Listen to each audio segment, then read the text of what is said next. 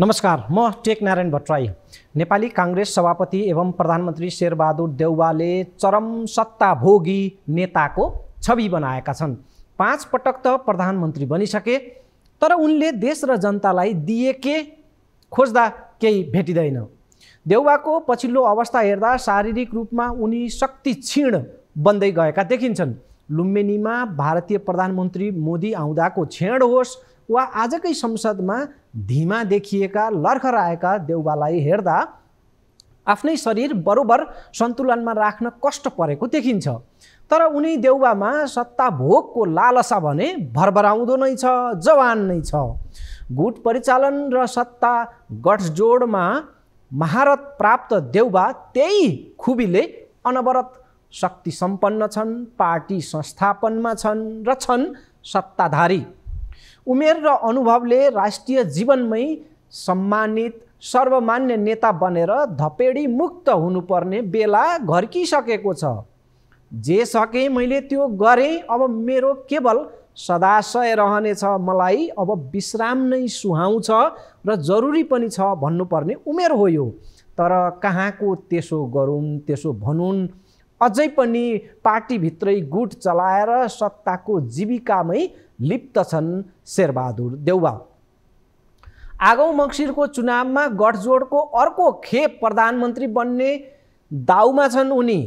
अरू परिस्थितिलाई त देउवाको आफ्नो पुरानो अनुभव र दैवको लीलाले साथ पनि देला, तर शारीरिक अवस्थालाई ख्यालमा राखेर भए पनि देउवाले अब सत्तामोहलाई त्याग्नुपर्ने देखिन्छ।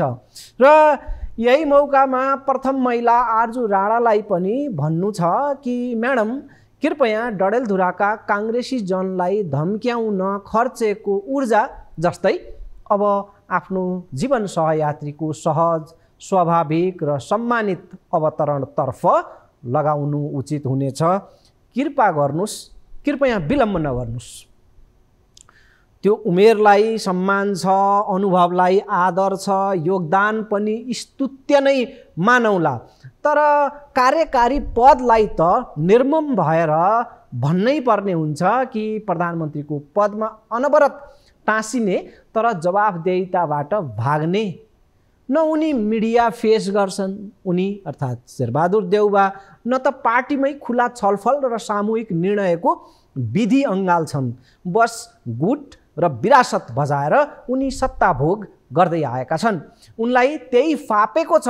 तर देश र जनताका लागि कति फाप सिद्ध भए त 5 पटक प्रधानमन्त्री बनेका देउवा। यो सोध्ने कतै ठाउँ छैन। देउवा फिटिक्कै बोल्दैनन्, मात्रै झर्किन्छन्। त्यही झर्किएकै सुन्न पनि औधी दुर्लभ छ।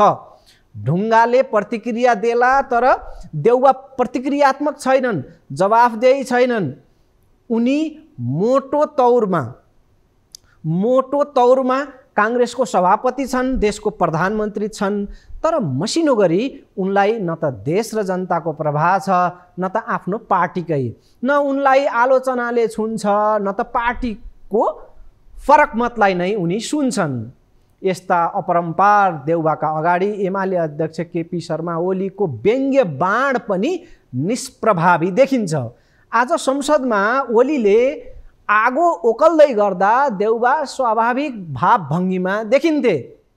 मुस्कुराएर ओलीका मर्मभेदी वचन बाणलाई झुरा पारिएको प्रतीत हुन्थ्यो, त्यो महसुस हुन्थ्यो। हो, आज प्रमुख प्रतिपक्षी दल नेकपा एमाले अध्यक्ष केपी शर्मा ओलीले देउवासँग कडाउ स्वरमा जवाफदेहिता मागेका छन्। देशको प्रधानमन्त्रीसँग, सत्ता पक्षसँग, प्रतिपक्षबाट सत्तालाई ज्वलन्त प्रश्नहरू दागेका छन् ओलीले। तर गाउँमा हामी घाँस दाउरा काट्न जाँदा पहाड र ओडारलाई ताकेर दागेर जसरी चिच्याउँथ्यौँ, उसै गरी प्रतिध्वनि आउँथ्यो ओडारबाट, पहाडबाट। तर देउवाका अगाडि चिच्याएर त्यही मजा पनि आउँदैन। एमाले अध्यक्ष ओलीलाई यो राम्रै थाहा छ, तैपनि उनले आफ्नो प्रतिपक्षी आवाजलाई आज संसदमा घन्काएका छन्। देउवाको जवाफ मागेका छन्। 3 घण्टा खर्चेर ओलीले मागेको जवाफ देउवाले 3 वाक्यमा, 3 मिनटमा पनि नथामिएर जवाफ फर्काउने छन्। त्यो दिन आउनु छ। जोसँग जे ल्याकत, अनुभव र शैली छ, उसले देखाउने त त्यही हो। ओलीको अनुभव छ लम्मे तान, गाली पुराण लगाउने, आफ्नै एकहोरो बढाइ चढाइ गर्ने, अर्कोलाई खुइल्याउने, धुलीसात पार्ने। आज पनि ओली त्यही भूमिकामा देखिए संसदमा। देउबा संवेदनहीन लाग्छन्, बेप्रवाह छन्, छुँदैन केहीले। ओलीका गम्भीर प्रश्नलाई उनले हल्कैमा टार्नेछन्। मेरा मित्र ओलीजीलाई म के भन्छु भनेदेखुनलाई भन्दै खिस्रिक्कको एक आध वाक्य जवाफ उनले दिनेछन् र ताल परे मसक्क हाँसिदिनेछन्। संसदमा ओलीले पोखेको 3 घन्टे आक्रोश देउबाका 3 वाक्यले सर्लक्कै शीतल पार्नेछ र संसद हल ठन्डाराम। स्थिति यो छ। चर्चा अरू पनि जोड्नु छ, घतलाग्दा प्रसङ्गहरू अरू पनि छन्। पहिले सुनौँ, संसदमा प्रमुख प्रतिपक्षी दल नेकपा एमाले अध्यक्ष ओलीले चुनावी मत नतिजापछि गरेको यो विस्तारित बचाउ, पार्टीको बचाउ अनि चुनाव हार्नुको तर्क र उनले एमाले हारको कारण बताएका छन् धाँधली। जसरी भए पनि परिणाम आफ्नो पक्षमा पार्नुपर्ने गीतै बनाएर गाउनुभयो उहाँहरूले। जसरी नै जित्नै पर्छ, छोडा अरू कुरा, गीतै बनाएर गाउनु। एकजना नेताजीको भाषणै आयो, हामी 64मा गर्ने नगर्ने जेसुकै गरेर कसरी हामीले जितेका थियौँ, अहिले हामी बिग्रियौँ, सोझा भयौँ, कब्जा गर्न छोड्यौँ, लुट्न छोड्यौँ, ठोक्न छोड्यौँ, हामी बिग्रियौँ, अरूलाई के भन्ने, मै बिग्रिएँ, त्यसो भएर सोझा भयौँ अनि हामी चुनाव जित्न छोड्यौँ। अब 64को जस्तै ठोक्केर जित्नुपर्छ। गठबन्धनका एकजना शीर्ष नेताको एकजना मान्यज्यूले भन्नुहुन्छ, मैले नाम बिर्सिएँ भनेर। म पनि अलिक अब उमेरले पनि होला अलिकति नाम बिर्सिएँ जस्तो पनि हुन थाल्यो। यदि फलानालाई भोट नदिने हो भने देशमा दुर्घटना हुन्छ भनेर यहाँका बासिन्दाले यदि स्वेच्छाले खुरुक्क भोट फलानु ठाउँमा हाल्दैनन् भने देश दुर्घटनामा जान्छ। यदि खुरुक्क हाल्छन् भने म उत्साहित हुन्छु, गठबन्धन कायम रहन्छ आदि धम्कीको भाषा। जनतालाई धम्काउने, तर्साउने, देशलाई दुर्घटनामा पुर्याउने मान्छेले द्वन्द्वकाल सम्झे। भाषणका शब्द जसरी बाणको रूपमा निस्किँदै जान्छन्, जनता थर थर काम्दै जाने स्थिति बन्यो। मान्छे मारिएका, अङ्गभङ्ग भएका, अपहरण भएका, त्यही चितवनमा बोरामा हालेर घिसारिकन मान्छेको हत्या गरिएका जस्ता कुराहरू मान्छेले झलझली सम्झे। दुर्घटना भनेपछि मान्छे फेरि एकपल्ट भयातुर भए। प्रलोभन बाँडियो, मैले भन्नु पर्दैन, पैसा बाँडियो, प्रलोभन बाँडियो, त्रास धम्की। कतिपय ठाउँमा रुखमा भोट नहाल्नेलाई बजेट पठाइँदैन।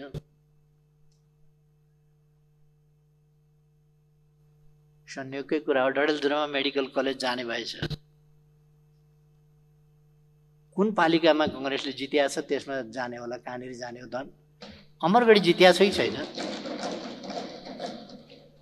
अमरगढी कांग्रेसले जित्या भए त ठिकै छ। कुन कुनामा लगेर राख्नु पर्ने हो मेडिकल कलेज? किन कांग्रेसले जित्या छैन भने सम्माननीय प्रधानमन्त्रीजीको आफ्नै वडामा चाहिँ केही पनि जाने भएन, किनभने त्यहाँ रुखले जितेनै क्या हो। लोकतन्त्रको हरिविजोग यो भन्दा के हुन्छ? लोकतन्त्रलाई एउटा मजाकको विषय बनाएर जितलाई, स्वार्थलाई केन्द्रभागमा राखेर लोकतान्त्रिक अभ्यासको धज्जी उडाउने काम यति साह्रो भएको थिएन 74मा। कब्जै गर्ने खालको सत्तापक्षीय क्रियाकलाप यो तहमा त पञ्चायतले पनि गर्दैन थियो होला, त्यति साह्रो यसपल्ट भयो। निर्वाचन स्वच्छ हुन सकेन, निर्वाचन धाँधली रहित हुन सकेन। उम्मेदवारलाई थुनेर बुथ कब्जा गरेर सत्ता पक्षले बुथ कब्जा गरेका ठाउँमा प्रहरी निरीह भएर हेरेर बसेको छ र बुथ कब्जा नगर भन्यो भने प्रतिपक्षका कार्यकर्ताहरू गिरफ्तार गरिएका छन्। गठबन्धनको घोषित नीति नै थियो सभामुख महोदय, घोषित नीति नै थियो धुलो चटाइदिने, पत्ता साफ गरिदिने। विभिन्न ठाउँमा आक्रमणबाट घाइते भए, अङ्गभङ्ग भए मतदाताहरू जो सार्वभौम सत्ता सम्पन्न छन्, जसको निर्भय वातावरणमा आफ्नो अभिमत प्रकट गरेर मतदानको माध्यमबाट आफ्नो प्रतिनिधि छान्ने अधिकार छ, त्यस्तो मतदातालाई घेर्ने, छेक्ने, थुन्ने, भयभीत बनाउने अथवा आक्रान्त बनाउने, अङ्गभङ्ग गर्ने, कुटपिट गर्ने कामहरू। दृश्यमै हेरिहाल्यौँ अध्यक्ष केपी शर्मा ओली जति घोषपेचमा उत्रन्थे, एमाले सांसदहरू उसै गरी हौसिन्थे, रङ्ग मान्थे र टेबुल ठटाउँथे र ओली झन्झन गाली वर्षाउन, तितो पिरो पोख्न प्रेरित हुन्थे। आज संसदमा ओलीले एमाले हारको कारण सत्ताको धाँधली बताएका छन्। सुनिहाल्यौँ हामीले। यो समीक्षा योग्य विषय छ, चुनावको विषय महत्त्वपूर्ण छ। एमाले जस्तै अप्रत्याशित, नसोचेको, निराशाजनक नतिजा हात बेहोरेका, हात पारेका राप्रपाले धाँधली भनेको छैन। लोसपाले चुपचाप हार स्वीकार गरेको छ। विवेकशील साझाका अध्यक्ष रविन्द्र मिश्रले त लज्जास्पद हार बापत नैतिकताको आधारमा राजीनामा दिएका छन्। पर्यवेक्षण संस्थाहरूले पनि ठुलो पैमानामा दलीय हैसियतलाई नै तलबितल पार्ने गरी, तलमाथि पार्ने गरी त्यो खालको चुनावी हेराफेरी, धाँधली वा सेटिङ भएको रिपोर्ट दिएका छैनन्। पर्यवेक्षण संस्थाहरूले पनि व्यापक स्तरमा चुनावी नतिजालाई प्रभाव पार्ने धाँधली अरूले देखेनन्। व्यापक स्तरमा छिटपुट त छ, मुद्दा नै उनीहरूले बनाएका छैनन् बाँकी दलहरूले।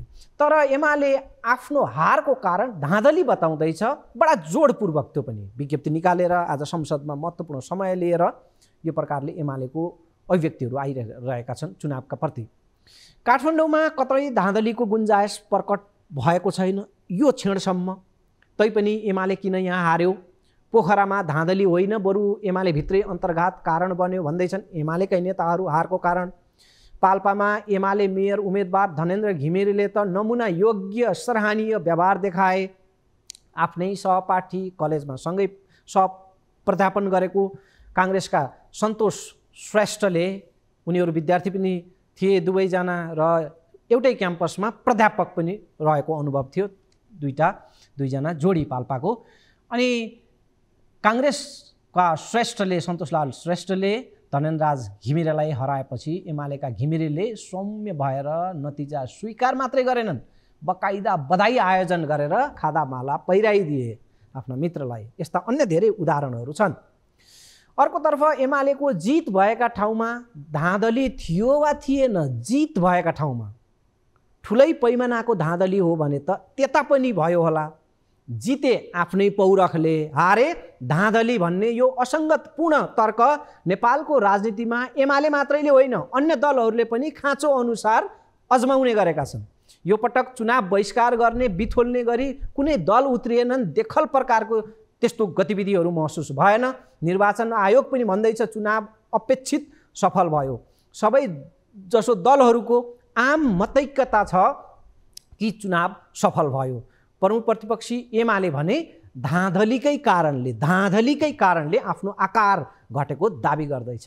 चुनावी धाँधली शून्य होस्, कैफियत नरहोस् भनेर अपेक्षा राख्नु श्रेष्ठतम कुरा हो। त्यसमा आपत्ति गर्नु मूर्खतापूर्ण हुनेछ। धाँधलीको धुवाँधार विरोध गर्नु जरुरी छ। प्रतिपक्षको त्यो धर्म पनि हो र यो चुनावमा पनि धाँधली, बुथ कब्जा, हेराफेरी भएका छन्। त्यसका सबुत प्रमाणसहित मिडियाहरूमा समाचारहरू आएका छन्। कतै कतै एमालेलाई पनि धाँधलीको आरोप लागेको छ।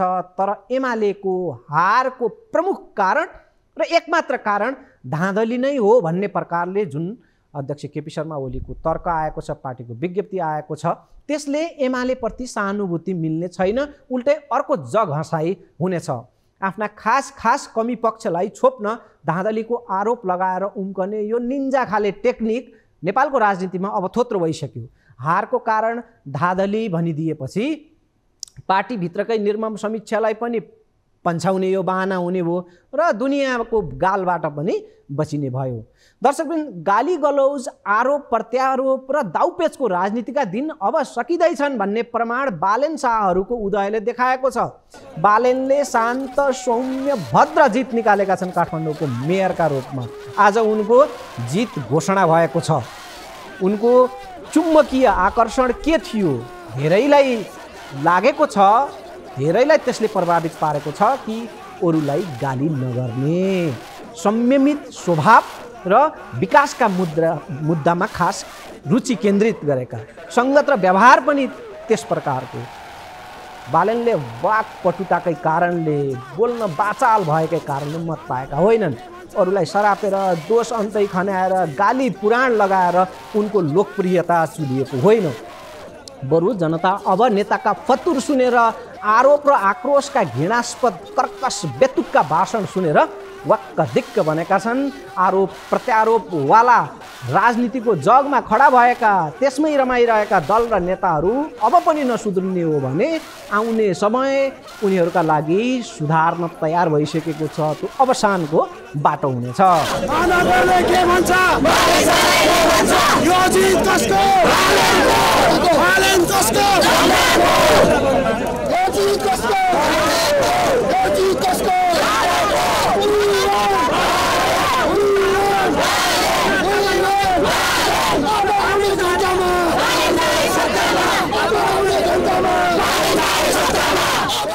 र हामी थियौँ संसदमा।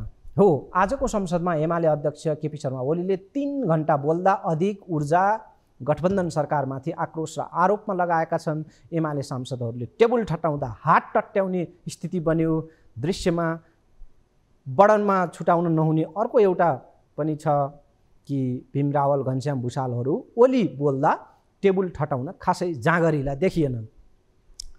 दर्शकवृन्द, संसदका कतिपय वक्तव्यबाजीलाई सिरियसली गम्भीरतापूर्वक लियो भने त माथा गरम पनि हुन्छ।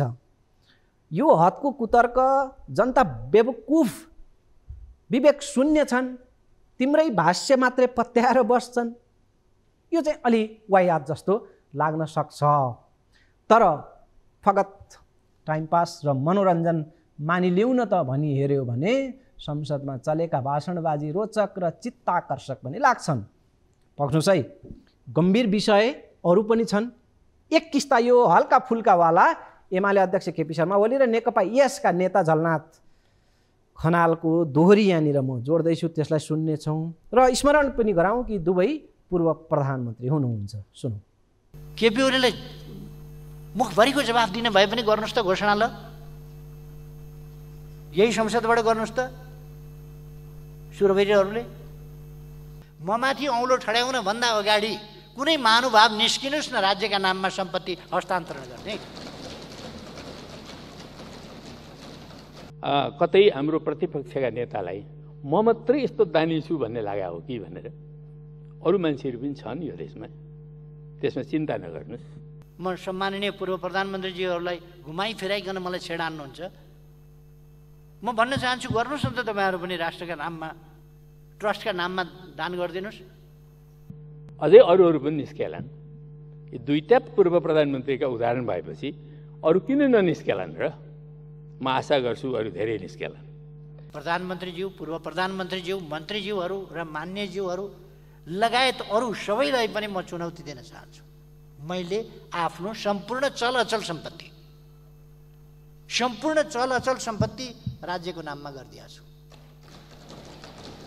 उहाँ जति बेला प्रधानमन्त्री हुनुभयो त्योभन्दा निकै अगाडि म प्रधानमन्त्री आएको थिएँ। मेरो इलाममा चाहिँ नि मेरो पैतृक सम्पत्ति, त्यो 55 रोपनी जग्गा मैले राज्यलाई दिएर सिटिबिटी निर्माण गरेँ। यो फुटकर मामला थियो। थप महत्त्वपूर्ण प्रसङ्गहरू, सामग्रीहरू छन्, ती जोड्नु अघि छोटो विश्राम।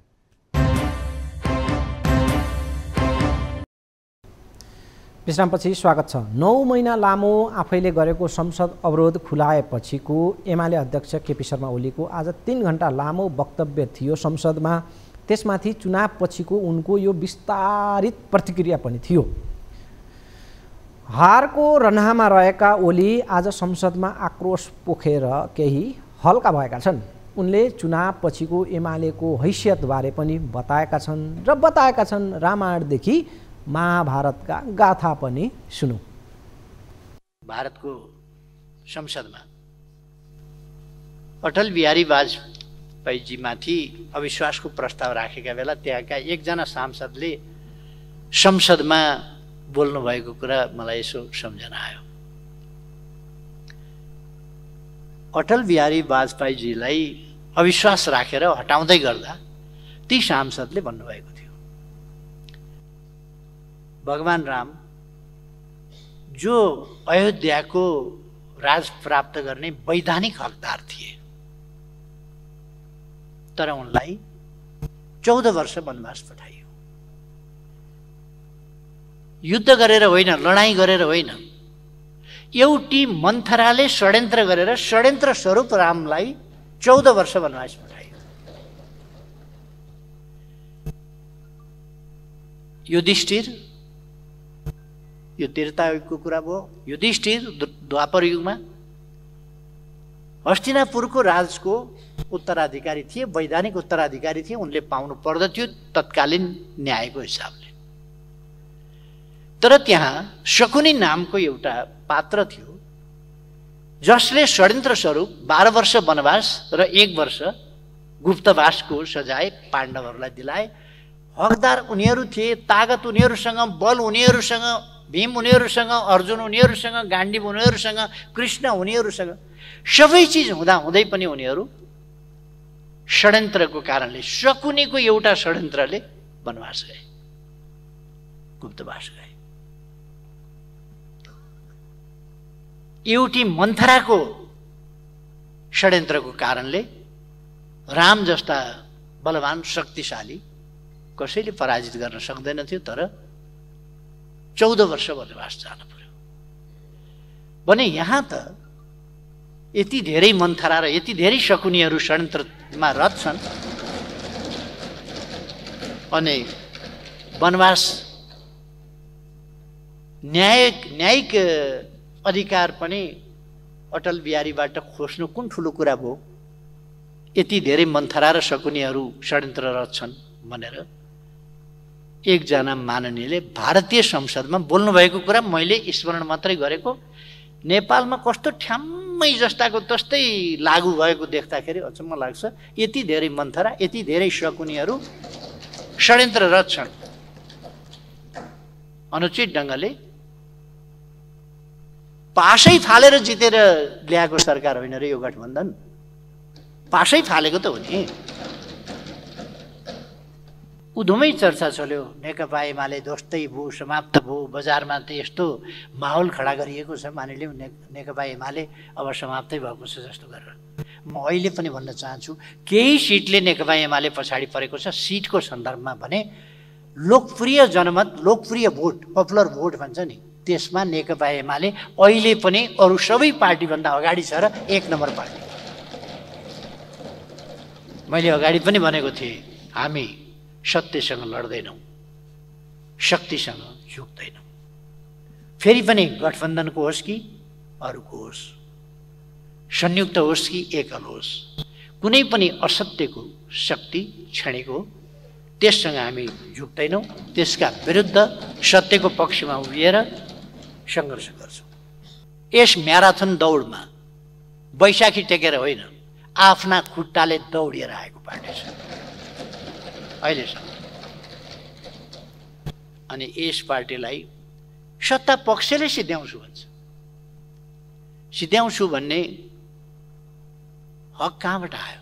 चुनावमा जित पराजित एउटा कुरा हो, पराजय भोगाउँछु भन्न सकिन्छ, हामी जित्छौँ भन्न सकिन्छ, तर समाप्त पारिदिन्छौँ, पत्ता साफ गरिदिन्छौँ, धुलो चढाइदिन्छौँ, गायब गराइदिन्छौँ, टर्च बालेर खोज्नुपर्छ।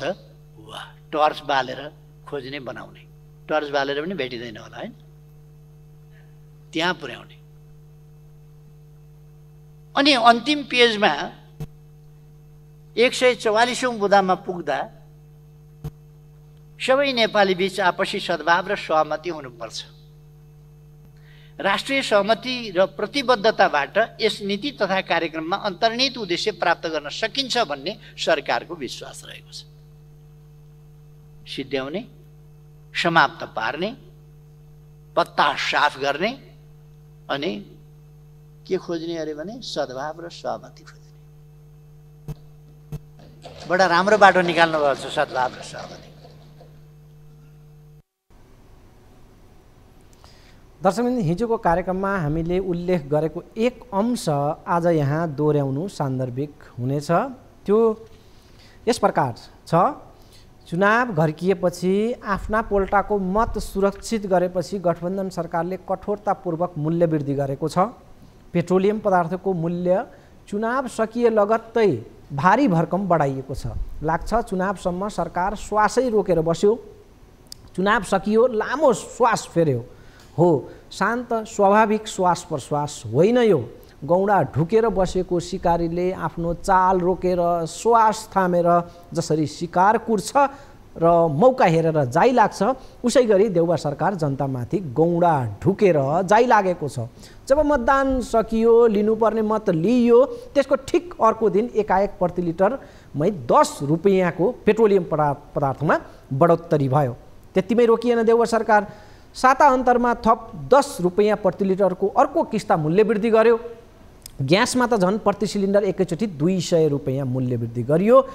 संसदमा आज एमाले अध्यक्ष ठ्याक्कै यही कुरा जुन हामीले उठाएका थियौँ आज ओलीले उतार्दै थिए। सुनौ। यसै महिनाको पहिलो हप्ता 2 पल्ट 10 रुपियाँका दरले वृद्धि गरिन्छ एक हप्तामा।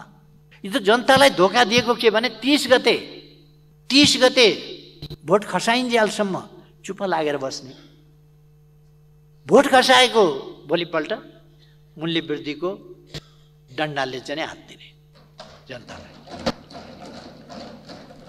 र त्यो पनि फेरि एक हप्ता नपुग्दै अर्को डन्डाले हात दिने। अमेरिकी सहायक विदेश मन्त्रीको भ्रमण नेपालमा चलेको थियो। त्यसमा पनि ओलीले आपत्ति जनाएका छन्।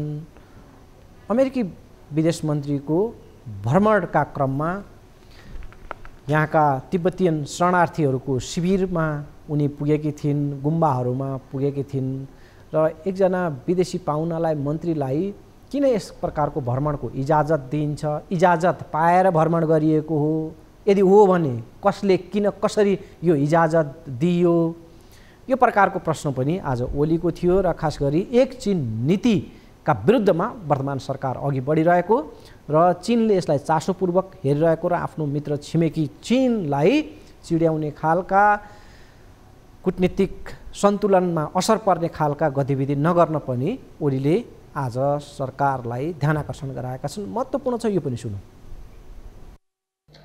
यो लाचार छाया भयो यो सरकार। निरीह स्कटिङ दिएर एउटा सहायक मन्त्री आउँदा कस्तो छिमेक सम्बन्धप्रतिको हाम्रो इमान्दारिता हुन्छ कि हुँदैन। अस्ति लिमी भ्याली जाँदाखेरि मैले सरकारको इजाजत लिएर गएँ। म देशको पूर्व प्रधानमन्त्री, बहालवाला सांसद, प्रमुख प्रतिपक्ष दलको नेता, मैले आफ्नै देशभित्र पनि इजाजत लिएर, प्रशासनसँग इजाजत लिएर म लिमा जस्तो हुम्लाको दुर्गम ठाउँमा जाँदा, आफ्नै नेपालको बस्तीभित्र जाँदा मैले इजाजत लिएर जानु पर्यो। अनि विदेशी मन्त्री आएर इजाजत लिनुपर्छ कि पर्दैन? इजाजत लिनुपर्छ भने किन इजाजत दिनुभयो? कसरी इजाजत दिनुभयो? कसको पक्षमा इजाजत दिनुभयो? कसको विपक्षमा इजाजत दिनुभयो? छिमेक सम्बन्धका संवेदनशीलताहरूलाई बुझ्नु भएको छ कि छैन? अहिलेको सरकारले बुझ्छ कि बुझ्दैन? गठबन्धनले बुझ्छ कि बुझ्दैन? सत्ता कति प्यारो, बातै पछि सत्ता फुत्किहाल्छ, उम्किहाल्छ। कस्तो अचम्मको, कति नाजुक तपाईँहरूको यो गठबन्धन बलियो छ भन्नुहुन्छ। तर एउटा विदेश मन्त्री कतैको, विदेश मन्त्री होइन, सहायक मन्त्री कोही आयो भने थुर थुर थुर थुर थुर थुर तपाईँहरूको 3 दिन काम ज्वरो हट्दैन। अनि कसरी आफ्नो स्वाधीनताको तपाईँहरू रक्षा गर्नुहुन्छ? नेपालको परराष्ट्र नीति अहिलेको यो गठबन्धन नामको कृत्रिम आर्टिफिसियल पासा फ्याँकेर ल्याएको सरकार, यो अस्थायी सरकार, म्यादी सरकार हो। यस म्यादी सरकारको निजी विषय होइन नेपालको परराष्ट्र नीति, नेपालको परराष्ट्र सम्बन्ध। त्यसकारण तपाईँहरूलाई जे पनि गर्न छुट छैन। र अन्त्यमा नीति तथा कार्यक्रमको यो बहस थियो संसदमा। ओली त्यही बहसमा बोल्दै थिए प्रमुख प्रतिपक्षी दलको नेताको हैसियतले। नीति तथा कार्यक्रममाथिको टिप्पणी आज छुट्यो भने त्यो चाहिँ अलि अधुरो हुनेछ। यो पनि सुनौँ। सम्माननीय प्रधानमन्त्रीजीले राष्ट्रपतिज्यूको सम्बोधन मार्फत आएको नीति कार्यक्रममा छलफल गरौँ भनेर प्रस्ताव गर्नुभएको हुनाले भन्नै पर्यो। नत्र भने मलाई भनिरहन मन थिएन के। चास्नीमा नडुबाएको तेलमा मात्रै तारेको जेरी जस्तो खल्लो गुजुल्टिएको चास्नीमा हाल्न भ्याएको छैन त्यसलाई। र अर्थ निस्किँदै ननिस्किने आधा पेजको वाक्य कहाँबाट कहाँ एक ठाउँबाट सुरु हुन्छ, कहाँ जान्छ, त्यसको प्रस्थान बिन्दु के हो, त्यसको आदि के हो, मध्य के हो, अन्त्य के हो थाहा छैन। गुजुल्टिँदै गुजुल्टिँदै गुजुल्टिँदै कहाँ कहाँ के भनिएर त्यो अन्त हुन्छ। यो सरकारै त्यस्तै छ, जेरी जस्तो गुजुल्टिएको, कतै गन्तव्य नभएको, केही नभएको, कुनै नीति छैन कहाँ पुग्ने। कसको नीति चाहिँ यसको नीति हो? यो परमादेशी सुविधाजनक सरकारका कतिपय निर्णयहरूमा सुविधाजनक भनेको कम्फर्टेबल है, अङ्ग्रेजी शब्द पनि बिर्सिनु हुँदैन, कहिलेकाहीँ बडा अर्थ राख्छ क्या त्यसले। यो परमादेशी सुविधाजनक यानी कम्फर्टेबल। नेपाली जनताले आजकल सुविधाजनक भन्दा बढ्ता कम्फर्टेबल बुझ्न थाले क्या। सरकारका कतिपय निर्णयहरूमा शङ्कास्पद प्रतिबिम्बहरू देखिसकेका छन्। प्रस्तुत नीति कार्यक्रमको बुँदा नम्बर 9 मा असहज परिस्थितिका बावजुद यस वर्षको प्रथम 10 महिनासम्ममा थप 638 मेगावाट विद्युत उत्पादन भएको छ भनेको छ। कुन आयोजनाबाट? 38 रुपियाँ प्रति युनिट किनेर नेपाली जनताको ढाड सेकाएको कुरा के यही हो? 638 मेगावाट विद्युत। फेरि मैले यो वर्षको पहिलो 10 महिना भनेको त कहिल्यै पनि यस्तो टर्मिनोलोजी मैले सुनेको पनि थिएन। वर्षको पहिलो 10 महिना, वर्षको पहिलो 1 महिना भन्ला, वर्षको पहिलो 2 महिना भन्ला, पहिला त्रैमासिक, प्रथम त्रैमासिक भन्ला, प्रथम चौमासिक भन्ला, द्वितीय त्रैमासिक भन्ला, द्वितीय चौमासिक भन्ला, अर्धवार्षिक भन्ला। तर वर्षको पहिलो 10 महिना, वर्षको पहिलो 11 महिना, वर्षको पहिलो 12 महिना यस्तो पनि भनेको चाहिँ मैले सुनेको थिएँ। वर्षको पहिलो 10 महिनामा पहिलो 10 महिना, बाँकी कति रह्यो वर्षमा? दोस्रो 10 महिना हुन्छ वर्षमा कि हुँदैन? दोस्रो 10 महिना हुँदैन भने पहिलो 10 महिना कहाँबाट आयो हजुर? यो कस्तो भाषा हो? कति साह्रो नेपाली जनतालाई अल्म ल्याएको हो यो। औँलामा थुक राखेर सारे भन्दा पनि बढी चटक भयो यहाँहरूको। कहाँबाट यो 638 प्रथम 10 महिना? कुन आयोजना सुरु गर्नुभयो, कुन आयोजना पुरा गर्नुभयो, कुन आयोजनाबाट 638 मेगावाट विद्युत निकाल्नु? 38 रुपियाँ प्रति युनिट विद्युत नेपालीलाई बेच्नुहुन्छ। त्यहाँ पनि अर्को फेरि थुक सार्ने चलाकी देखाउनुहुन्छ। त्यो के भने 9 रुपियाँ मात्रै जनतालाई तिराउने, बाँकी त विद्युत प्राधिकरणले बिहोर्छ। विद्युत प्राधिकरणले घरभर ल्याएर बिहोर्छ कि नेपाली जनताको पैसा, नेपाली जनताले सञ्चित गरेको पैसाबाट गुल्छर्रा उडाएको हो यो? अनि जनताले तिर्नु पर्दैन अरे कहाँबाट? जनताले तिर्नु नपरेर कहाँबाट ल्याएको पैसा त्यो बताइदिनुहोस् त। सधैँका लागि होइन यो, केही समयका लागि। सधैँका लागि त तपाईँहरूलाई फालेर भए पनि, अर्को सरकार बनाएर भए पनि लोड सेडिङ त अन्त्य गरिन्छ नि, बिजुली त निकालिन्छ नि। कहाँको सधैँका कुरा गरिराख्या? सधैँका लागि होइन है यो। अरे सधैँका लागि तपाईँहरूले के गर्न पाउनुहुन्छ? सधैँका लागि यो केही पनि होइन।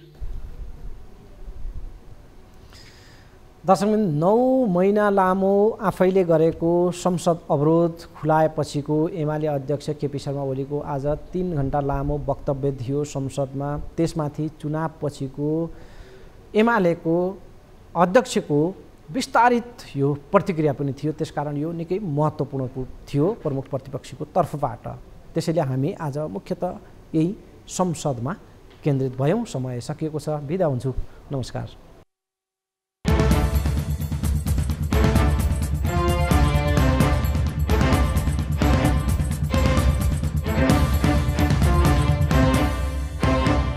रोगीलाई निरोगी बनाउँदै खुसी पार्दैछ वैदिक आयुर्वेद सेवा प्रणाली।